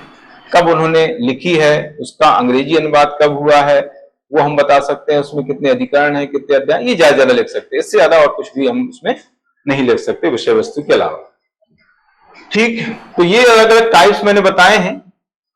इसके बाद हम आगे 7 मार्कर्स की बात करते हैं कि 7 मार्कर्स में क्या हमें सावधानी बरतनी है, किस तरह से उनको लिखना है और किस किस टाइप के 7 मार्कर्स आपके एग्जाम में पूछे जा रहे हैं। 2 मार्कर्स के बाद आते हैं 7 मार्कर्स, कैसे अच्छे मार्क्स लाए जा सकते हैं उसके संबंध में। मैंने जैसा कि अभी बताया कि लिखने का जो क्रम है वो ये होना चाहिए, फिर हर स्टूडेंट अपने तरीके से लिखता है, ऐसा कोई रूल नहीं है कि यही रूल हो कि भाई ऐसे आपको लिखना है। कई लोग 10 मार्क्स पहले उठा लेते हैं, फिर 2 मार्क्स, फिर 7 मार्क्स, ऐसा करके, लेकिन ये ज्यादा सटीक तरीका है, ज्यादा अच्छा तरीका है मेंस में आंसर लिखने का। पहले 2 मार्क्स, फिर 10 मार्क्स, फिर 7 मार्क्स, इस तरह से लिखते हैं तो ज्यादा अच्छा रहता है। जैसे मैंने अभी बताया कि कुछ ऐसे 10 मार्क्स होंगे जो आपको नहीं आ रहे होंगे तो उनको कुछ 7 मार्क्स के बाद लिख देते हैं। ऐसा जरूरी नहीं कि सारे 10 मार्क्स लिख करके फिर 7 मार्क्स लिखें, ऐसा नहीं। कुछ ऐसे 1-2 जरूर होंगे 10 नंबर के क्वेश्चन जो आपको कम आ रहे होंगे, तो उनको क्या करेंगे, 7 मार्कर्स जो अच्छे आ रहे हैं उनको लिख दो, फिर 10 मार्क्स लिख दो, फिर लास्ट में कुछ 7 मार्कर्स बचेंगे जो आपको बहुत कम आ रहे हैं, उनको लास्ट में लिख करके 1-1, 2-2 मिनट में और कंप्लीट कर दो। इस तरह से तरीका हम अपना सकते हैं, उसमें यही चीज बताई गई है। 7 मार्क्स में इंट्रोडक्शन लिखना चाहिए, निष्कर्ष लिखना चाहिए कि नहीं लिखना चाहिए, इसको लेकर कंफ्यूजन बच्चों को रहता है। तो 2 लाइन का इंट्रोडक्शन आपको 7 मार्क्स के आंसर में लिखना होता है, 1.5-2 लाइन, है ना, इससे ज्यादा नहीं। 3 से 4 लाइन का इंट्रोडक्शन आपको 10 मार्क्स में लिखना होता है और उसमें निष्कर्ष भी लिखना होता है। और 7 मार्क्स का जो क्वेश्चन है उसमें आपको 1 से 2 लाइन का इंट्रोडक्शन लिखना है। अब इंट्रोडक्शन में क्या लिखना है, देखो 10 मार्क्स का इंट्रोडक्शन अलग टाइप का होता है और 7 मार्क्स का इंट्रोडक्शन अलग टाइप का होता है ना। जैसे उसने पिछले बार का क्वेश्चन ले लूं, पिछले बार का क्वेश्चन था कि परिवार का सामाजिकरण में क्या महत्व है, सामाजिकरण में परिवार के महत्व को समझाइए, ऐसा करके क्वेश्चन था पिछली बार। ये 10 मार्क्स में था। अब ये क्वेश्चन 10 मार्क्स से आया तो इसमें परिवार का इंट्रोडक्शन अलग टाइप से रहेगा। यही अगर 7 मार्क्स में आता है तो फिर यहां पर आपको परिवार को परिभाषित करना है। जैसे परिवार के लक्षण आपको 7 मार्क्स में पूछ लिए गए, तो यहां पर परिवार का जो इंट्रोडक्शन लिखेंगे उसमें आप क्या लिखेंगे, उसमें अर्थ लिखेंगे। यही अगर आपको 10 मार्क्स में पूछा गया है तो उसमें अर्थ अलग से लिखना है, इंट्रोडक्शन अलग लिखना है। तो ये चीज बहुत ध्यान रखने की बात। 2 लाइन में मैंने जैसा उदाहरण दिया कि परिवार के लक्षण लिखिए, है ना, ये 7 मार्क्स में आया है। परिवार के लक्षण लिखिए, ये तो इस क्वेश्चन में ये 7 मार्क्स का है। तो इस क्वेश्चन में आपको स्टार्टिंग कैसे करनी है, स्टार्ट कैसे करेंगे, तो परिवार के अर्थ से करेंगे, है ना। परिवार एक ऐसा शॉर्ट, बहुत संक्षेप में इसको लिखना है। यही अगर आपको 10 मार्क्स में आता है तो परिवार का थोड़ा सा ज्यादा बड़ा अर्थ आपको लिखना पड़ेगा। उसमें तो खैर पूछ ही लेता है परिवार क्या है और परिवार के महत्व को समझाइए, ऐसा करके आएगा तो परिवार का मीनिंग फिर आपको लिखना है। लेकिन यहां पर आपको इंट्रोडक्शन अलग से न लिख के परिवार का मीनिंग लिखना है। परिवार एक ऐसा सामाजिक समूह है जिसमें माता पिता तथा उनकी संतानें सम्मिलित होती है, बस। इससे ज्यादा आपको इसका अर्थ नहीं लिखना या इंट्रोडक्शन नहीं लिखना। ये इंट्रोडक्शन हो गया 7 मार्क्स के हिसाब से। यही अगर आपको 10 मार्क्स में आता है तो उसका इंट्रोडक्शन आपको बताना है। परिवार विवाह का परिणाम होता है, ऐसे स्टार्ट करते हैं। परिवार विवाह का परिणाम, विवाह के द्वारा स्त्री तथा पुरुष को यौन संबंध स्थापित करने की सामाजिक स्वीकृति प्राप्त होती है, जिससे संतानें जन्म लेती हैं। माता पिता और संतानें परिवार का निर्माण करते हैं। ये हो गया इसका इंट्रोडक्शन। तो बहुत सिंपल भी इंट्रोडक्शन होना चाहिए और सारगर्भित भी होना चाहिए। ऐसा नहीं बहुत कठिन आप लिख रहे हैं, तो कठिन जरूरी नहीं है, एकदम सिंपल अच्छी लैंग्वेज होनी चाहिए, उनको समझ में आए, और तारतम्यता होनी चाहिए। जो आप सेंटेंस लिख रहे हैं उनमें तारतम्यता जरूरी है। एक दूसरे से सेंटेंस जुड़े हुए होना चाहिए, एक दूसरे से संबंधित होना चाहिए। आप मेरे इंट्रोडक्शन आप देखो, आप लोगों ने, मैक्सिमम लोगों ने बुक पढ़ी होंगी, तो आप इंट्रोडक्शन देखो, पढ़ो पहले। और वो सारे इंट्रोडक्शन मैंने खुद बनाए, कहीं से चुराए नहीं है। मेरे इंट्रोडक्शन लोग चुरा रहे हैं कि मैंने कहीं से नहीं चुराया, मैंने खुद इंट्रोडक्शन सोचे हैं, बनाए। सभी के हर टॉपिक के इंट्रोडक्शन मैंने खुद बनाया, सोचा है। कई ये लोग पढ़ने आते थे तो कई तो इंट्रोडक्शन यहाँ पर मैं नए बना देता, ताजा ताजा यहीं पर लिखा देता, नए इंट्रोडक्शन, नया बुकलेट में अलग लिखा है, यहाँ पर मैंने अलग बता दिया। तो वो आपको सोच डेवलप ऐसी करनी है। मतलब आप भी सोच सकते हैं, इंट्रोडक्शन रटने की चीज नहीं है, इसके लिए समझ विकसित करना है। आपको खुद जो है इंट्रोडक्शन बनाने की क्षमता विकसित करना है। अगर आपने ऐसा कर लिया तो आप निबंध में बहुत अच्छा करेंगे, क्योंकि निबंध में तो वहीं आपको लिखना है, वहीं पर सब कुछ बनाना है ना। रेडीमेड मटेरियल वहां पर काम नहीं करता है, वहां पर खुद ही जो है आपको बनाना पड़ेगा सब कुछ, है ना। तो ये क्षमता विकसित आपको करनी है। आया समझ में? तो कोई भी यहां पर 7 मार्क्स में क्वेश्चन आता है, किसी के बारे में पूछता है तो उसका इंट्रोडक्शन में मीनिंग आपको लिखना होता है। फिर जो चीज पूछी गई है उसको फिर लिखना है ज्यादा। जैसे परिवार के लक्षण पूछे गए हैं तो परिवार के लक्षण को ही हाईलाइट करना है। फिर आगे प्रस्तावना की हेडिंग कहीं नहीं लिखी जाती है, बच्चे प्रस्तावना की हेडिंग, निष्कर्ष की हेडिंग लिखते हैं, है ना। प्रस्तावना निष्कर्ष की हेडिंग नहीं लिखी जाती। क्यों नहीं लिखी जाती? क्योंकि वो अंडरस्टूड होता है। पहला पैरा प्रस्तावना का होता है, लास्ट पैरा निष्कर्ष का होता है। तो आप अगर लिखेंगे तो गलत नहीं होगा, नंबर नहीं कटेंगे इससे, लेकिन उसको लगेगा बच्चों जैसा कि यार ये तो उसको पता ही नहीं है कि प्रस्तावना निष्कर्ष पहला और लास्ट पैरा होता है, इसकी लिखनी क्या जरूरत, फिर समय भी जाएगा हमारा, है ना। तो वो व्यर्थ हो जाएगा ना। बाकी नंबर नहीं करते इससे, लेकिन उसको लगेगा यार ये तो भी इसको समझ ही नहीं है इस चीज की, है ना, तो उसको लिखना नहीं है, आप डायरेक्ट जो है लिख सकते हैं। निष्कर्ष लिखना जरूरी नहीं है। 10 मार्क्स में आपको निष्कर्ष लिखना है, 7 मार्क्स में आपको निष्कर्ष नहीं लिखना है। इंट्रोडक्शन 2 लाइन में लिखना है, वो भी उसका मीनिंग आपको लिखना है, अलग से इंट्रोडक्शन नहीं लिखना होता है। हाँ, अगर उसमें कुछ नया अपडेशन आता है, किसी टॉपिक से रिलेटेड कोई नया अपडेशन आता है, तो उसको 1 लाइन में लास्ट में लिख सकते हैं, कंक्लूजन नहीं लिखना है ना, 7 मार्क्स में। इसके अलावा मैंने ये लिखा है कि बच्चे इस तरह से लिखते हैं, है ना, परिवार की विशेषताएं निम्नलिखित हैं, है ना, इस तरह से लिखते हैं, है ना, समुदाय के लक्षण निम्नलिखित हैं, इसके गुण निम्नलिखित हैं। तो ये निम्नलिखित वाला चक्कर छोड़ दो, है ना। निम्नलिखित 1 लाइन हम खर्च नहीं करेंगे। आप क्या करेंगे, आपने इंट्रोडक्शन लिखा, हेडिंग लिखी गुण, या जो भी लिखना है, लक्षण है, विशेषताएं, गुण है, तो जो भी आपको लिखना है पूछा है, बस उसको लिख करके सीधे वहीं से लिखना स्टार्ट कर दो। वो लाइन भी नहीं छोड़ो, आप वहीं से शुरू हो जाओ। 1 लाइन हम क्यों छोड़े, है ना। जैसे आपने लिखा गुण, ठीक है, हेडिंग हो गई, यहीं से पहला पॉइंट डालो और लिखो। क्योंकि 1 लाइन आप छोड़ेंगे तो वो तो व्यर्थ होगी, क्योंकि गिनती की लाइन है, स्पेस कम है ना, तो हम क्यों छोड़े 1 लाइन। 11 लाइन आपको मिल रही है इसमें, तो 11 लाइन का पूरा आपको यूटिलाइज करना है ना। तो वही चीज मैंने लिखी है,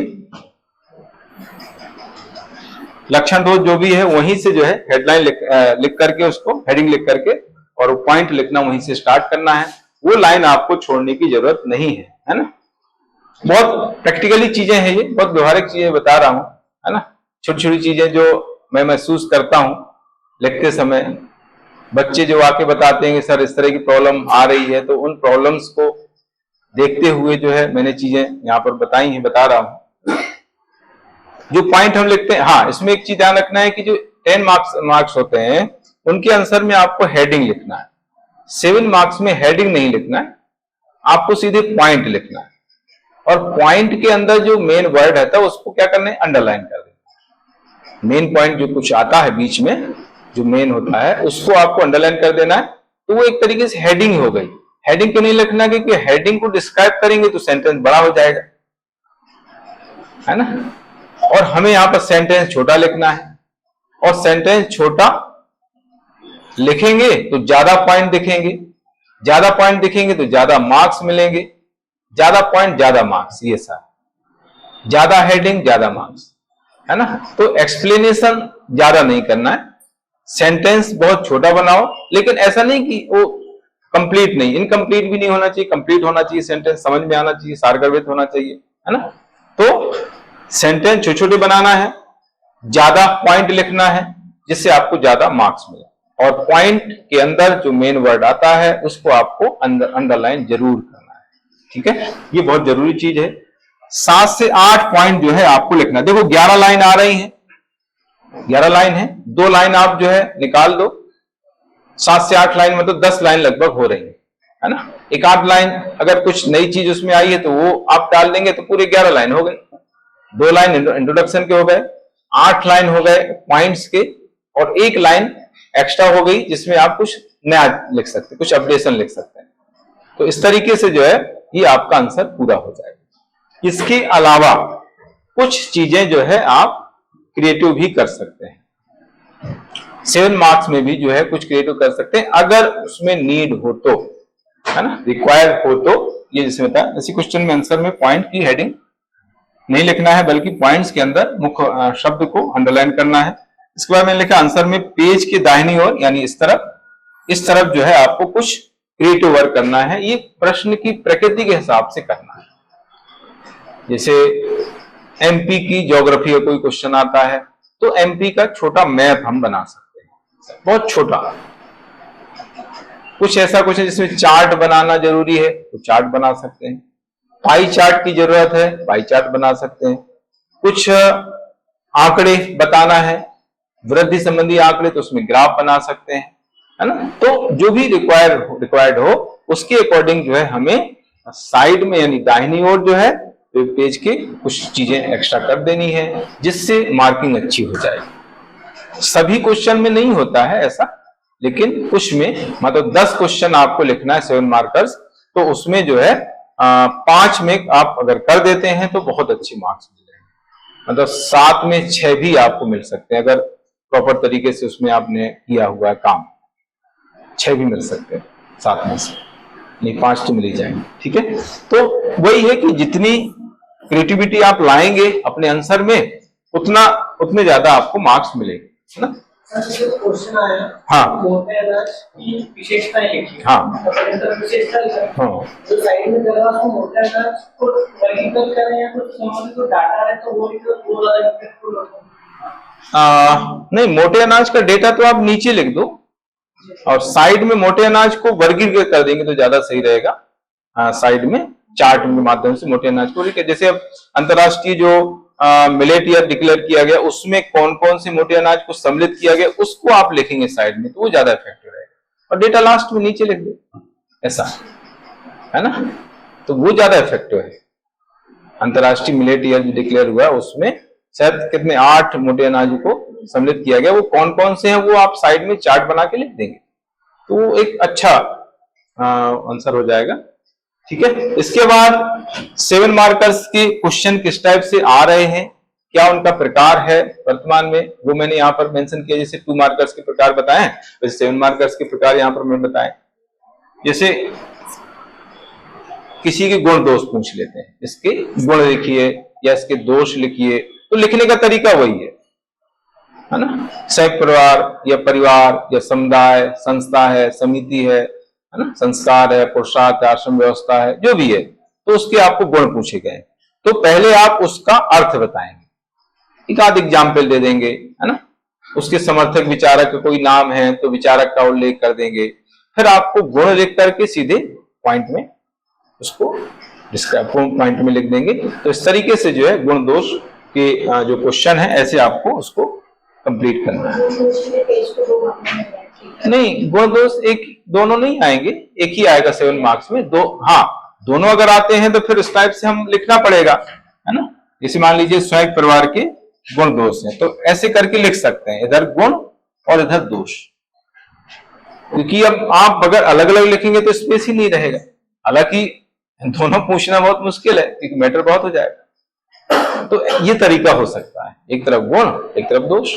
गुण के 3-4 पॉइंट हो गए, 3-4 पॉइंट दोष के हो गए, बस। ठीक है, और पहले जो है संयुक्त परिवार को आपको डिफाइन कर देना है शॉर्ट में। तो ये इस तरह से गुण दोष के क्वेश्चन आते हैं 7 मार्कर्स में।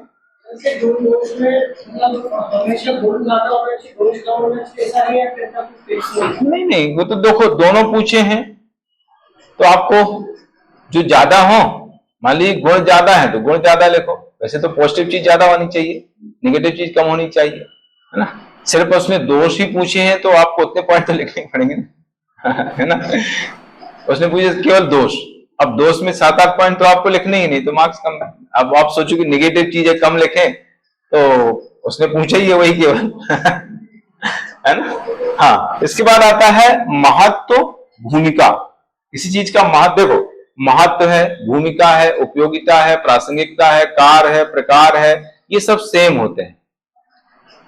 गुण, महत्व, भूमिका, कार, प्रकार, प्रासंगिकता, उपयोगिता, इन सभी का मतलब सेम होता है, लगभग पॉइंट सेम आते हैं। ठीक है, तो उसको वैसे ही लिखना है। जैसे एनजीओ की भूमिका पूछ ली गई, ग्रामीण विकास में या सामुदायिक विकास में एनजीओ की भूमिका बताइए, है ना। सामुदायिक विकास में एनजीओ की भूमिका को स्पष्ट कीजिए। तो आपको पहले एनजीओ बताना पड़ेगा, डायरेक्ट भूमिका में नहीं स्टार्ट नहीं कर सकते, आपको एनजीओ थोड़ा सा बताना पड़ेगा। फिर एनजीओ के कुछ एग्जाम्पल देना पड़ेंगे। एक एग्जाम्पल आप दे दो वर्ल्ड का, एक एग्जाम्पल दे दो भारत का, और एक एग्जाम्पल दे दो एमपी का। 3 एग्जाम्पल एक लाइन में हम दे दें तो आपका अच्छा आंसर हो जाएगा। आए समझ में। सामुदायिक विकास में एनजीओ की भूमिका को स्पष्ट कीजिए, क्वेश्चन है। एनजीओ को हम 2 लाइन में परिभाषित कर देंगे। फिर उदाहरण, 3 उदाहरण दे देंगे। एक वर्ल्ड लेवल का एनजीओ, एक इंडिया लेवल का एनजीओ, एक एमपी लेवल का एनजीओ। फिर उसके गुण लिखकर एक लाइन में हो जाएंगे, है ना। फिर गुण लिख करके या भूमिका जो भी पूछिए, माध्य भूमिका, तो उसके पॉइंट बता दें। ठीक है। अब इसमें आप सोचो कि हम दोष भी बता दें और आलोचना भी कर दें, वो जरूरत नहीं है। महत्व भूमिका जो पूछिए वही आपको लिखना है। ऐसी राष्ट्रीय महिला आयोग है, राष्ट्रीय महिला आयोग की स्थापना, इंट्रोडक्शन में क्या आएगा, इसका स्थापना आएगी। राष्ट्रीय महिला आयोग का कोई अर्थ तो बताएंगे नहीं, अर्थ तो होता नहीं है। इसमें क्या आप इंट्रोडक्शन क्या लिखेंगे, इसका, इसकी स्थापना, है ना। इसकी स्थापना, वो अधिनियम आ जाएगा, फिर स्थापना का ईयर आ जाएगा, मुख्यालय आ गया, बस। और फिर इसका तो महत्व भूमिका जो ही पूछा वो आपको बता रहा है। हाँ, इसमें अध्यक्ष भी लिख सकते हैं, वर्तमान अध्यक्ष राष्ट्रीय महिला की कौन है वो लिख सकते हैं, बस, ज्यादा। ठीक है। कार्य का क्वेश्चन आता है, जैसे राष्ट्रीय मानवाधिकार आयोग के कार्य लिखिए, तो इसमें भी वही है। राष्ट्रीय मानवाधिकार आयोग का गठन कब हुआ, अधिनियम आपको लिखना है, मुख्यालय लिखना है, इसके वर्तमान अध्यक्ष लिखना है, तो ये पहला पैरा हो गया। तो इसके कार्य आपको बता देना, पॉइंट्स।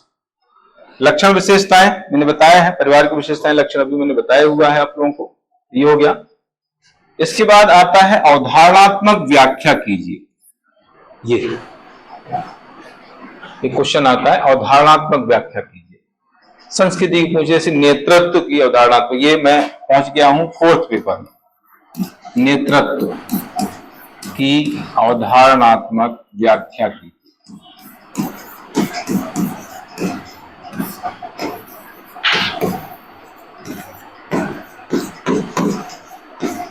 है ना। ये 4थे पेपर में उद्यमिता प्रबंधन के अंतर्गत आता है। नेतृत्व है, संचार है, निर्णयन है ना।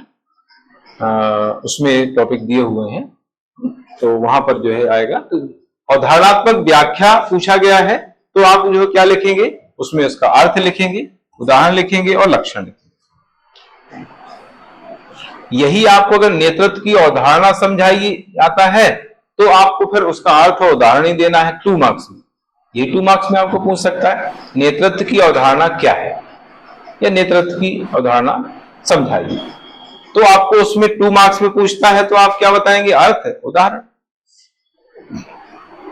है ना। लक्षण आपको कब लिखना है, जब 7 मार्क्स में यही क्वेश्चन आता है तब, क्योंकि उसमें लक्षण लिखेंगे तब उसकी व्याख्या हो पाएगी प्रॉपर तरीके। ठीक है। तो इस तरह के क्वेश्चन भी आपके 7 मार्क्स में आ रहे हैं, आएंगे। इसके बाद टिप्पणी, विश्लेषण, व्याख्या, अभी आगे और होगा। ये पैराग्राफ में आते हैं। इसके पहले मैंने जो बताए हैं, जैसे उसमें महत्व, भूमिका, गुण है, दोष है, लक्षण है, विशेषताएं हैं, ये आपको पॉइंट्स में लिखने होते हैं। क्या चीज आपको पॉइंट्स में लिखना है, क्या पैराग्राफ में लिखना है, ये क्वेश्चन की प्रकृति पर निर्भर करता है। जैसे कोई कोटेशन आपको पूछ लिया गया, उस कोटेशन को आपको डिस्क्राइब करना है, उसको एक्सप्लेन करना है, तो वो आपको पैराग्राफ में ही लिखना पड़ेगा, उसमें पॉइंट नहीं आएंगे। जैसे मैंने कल ही आप लोगों को बताया था, संस्कृति क्वेश्चन आया था कि सांस्कृतिक तत्व विभाजित हो सकता है, लेकिन उसका विभाजन अर्थहीन रहता है, इस कथन को समझाइए, पिछले बार का क्वेश्चन। अब इसमें क्या पॉइंट आप लिखेंगे, इसको तो आपको पैराग्राफ में एक्सप्लेन करना पड़ेगा। सांस्कृतिक तत्व विभाजित हो सकता है, लेकिन उसका विभाजन अर्थहीन रहता है, इस कथन को समझाइए। मैंने कल ही इसका बताया था, और ये भी बताया था कि ये क्वेश्चन ऐसा है जिसको एमपीपीएससी का मेंस देने वाले किसी भी स्टूडेंट ने सॉल्व नहीं किया हो। मेरा ये दावा है, अभी किसी भी स्टूडेंट इससे सॉल्व नहीं किया हो।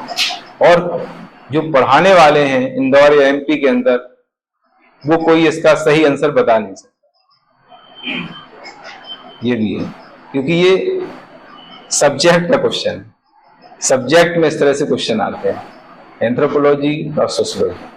ठीक है। तो इस तरह के क्वेश्चन जो आते हैं, जिसमें कथन दिया रहता है, टिप्पणी लिखिए, विश्लेषण कीजिए, मूल्यांकन कीजिए, परीक्षण कीजिए, आलोचनात्मक मूल्यांकन, आलोचनात्मक परीक्षण कीजिए, विवेचना कीजिए, समीक्षा कीजिए, अंतर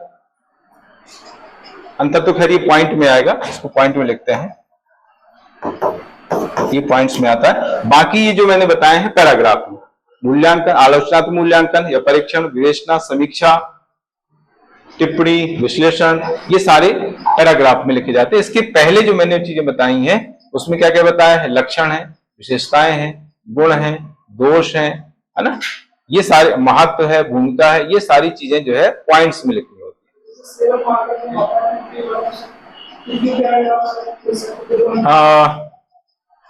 छोटे छोटे 3 पैराग्राफ लिख सकते हैं, 2 या 3 पैराग्राफ। हाँ, कुछ हेडिंग दे करके लिख सकते हैं, बिल्कुल लिख सकते हैं। तो इस तरीके से जो है आपको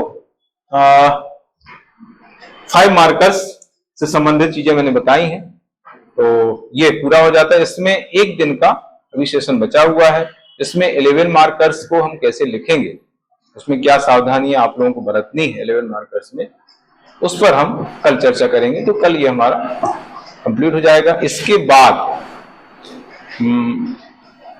ऑनलाइन जो है मैं मार्गदर्शन देता रहूंगा। जो बच्चे मेंस लिख रहे हैं उनको ऑनलाइन जो है मार्गदर्शन मैं देता रहूंगा वीकली, और करीब 60 बच्चों को जोड़ करके, और उनको रेगुलर एक हफ्ते, मतलब साप्ताहिक ये मार्गदर्शन मेरा चलेगा मेंटरशिप, जिसमें बच्चों की जो भी प्रॉब्लम्स हैं, मेंस जो देने वाले हैं उनकी जो प्रॉब्लम्स रहेंगी उनको मैं सॉल्व करता रहूंगा, और जो भी और चीजें जो जरूरी हैं जो इसमें छूट गई हैं वो भी बीच बीच में बताता रहूंगा, है ना। कल के बाद जो है वीकली मार्गदर्शन आप लोगों को मिलता रहेगा।